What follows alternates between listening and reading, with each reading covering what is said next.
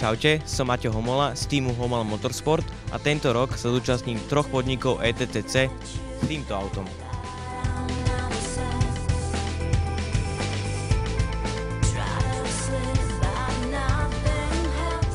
S týmto autom budem jazdiť FIA ETCC, je to zadný náhon oproti môjmu minulému autu a veľmi sa na to teším.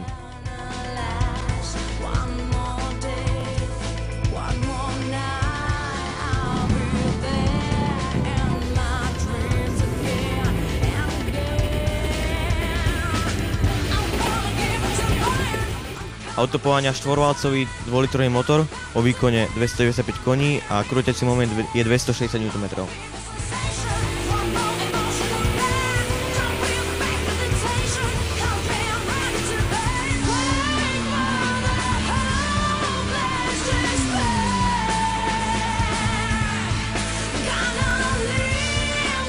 Ako ste si mohli všimnúť, má to aj krásne čierne dečky, ktoré ohrievajú pneumatiky na svoju prevádzkovú teplotu. Má to aj šnúrky.